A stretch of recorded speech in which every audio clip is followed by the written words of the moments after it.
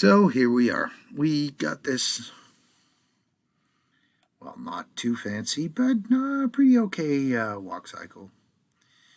And I would actually want to do something about the top that stays so flat and square. But hey, this is okay.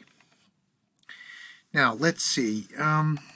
First of all, we need to cycle this. Now, because we made this with point level animation, that's going to be a little bit tricky because this type of animation does not have an animation curve. Still, we can fix that. It's not that difficult. Let's make this 150 frames and zoom out a little bit. Whoa, where's my thing? Here. Zoom out a little bit, and let's make him walk forward. So now we have to move the entire object. We're not doing it with point level animation, which is a possibility, but it's a pretty stupid possibility. So here we go. Got object mode, select the cube, pick the move tool, and let's go to the side view.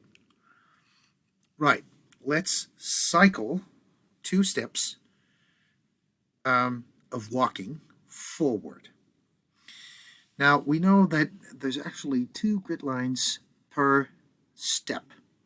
All right, let's start with 1, and let's see, got the cube, and I know it's going to move along the z-axis. So here we go. This is where we start. When we take the step, this toe should actually be in the same spot all the time. So let's move down to this point. And it's the, is it the frame number 8? No, this point, sorry, frame number 10, of course. And right here, this is the foot that should be over here, because he's sliding, he's moonwalking right now. So at frame 10, it should be right here. All right, let's keyframe that. Let's make this an even 200, which is actually correct. And the next step, it should do that exactly the same thing. So it's another step. It should come out, wait a second, we were here, crap, hang on, like there. So this foot should stay there. No, hang on.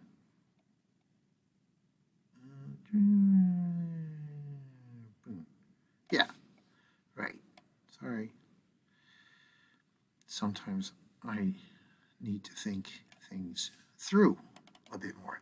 And why didn't I think of it? It's just 400. It's 2 times 200. Right. Now, let's see what we got in keyframes. So this, let's see, this, but it's shifting a bit. See? He's sliding a bit forward. So we're going to try and fix that. We'll go to the position, all right? Now let's go to the F curve, push H. There you have it.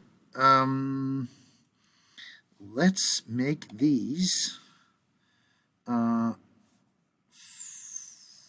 let's fix them like this, but then make them really tiny so that they really don't have a much of a slow in, slow out. But so I'm using the scale tool. Oh, I actually don't have to use scale tool because it tangent handles.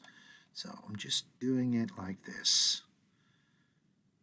So I'm just making a very tiny this and make these tiny too. That one, a little bit of sliding is okay as long as it's not, obvious mistake. And I kept the tangent handles flat. And what do I mean with that? If I pick up the F-curve menu again, this is flat. That means that there's an ease out starting from 0. But since this is one frame, you will never notice it. So now we got this. He's walking. Yeah. Okay. Right. I shouldn't be doing this at 20, but at 19, by the way. So I made a slight mistake, see, because now it's not sliding all over the place. All right. This track, we can actually cycle, right? So let's cycle this one, and we'll say after this, hello, where's my thing? Repeat. No, sorry, this is a good one. It's an offset repeat, because once it ends up here, it should repeat the next 2 steps from this point onward. So how many repeats? We got 20, and we got 150, so let's say 8 times, that's more than enough. Now, the problem is our FFD point level animation. What you do is you select all the keyframes that you need. That is minus the 0. Beware, don't select the 0. And you go to key, and you go to cycle. And this will actually cycle the whole sequence of keyframes that you've selected. So let's make this an even 8 as well. Don't use the offset here because it just has to repeat. Boom. Now we get a shitload of keyframes, but it does work. Look. Here we go. He's walking! Yay! Okay, we did that under 8 minutes, but I had a lot of explaining to do, so next chapter, I don't know. I'll think of something.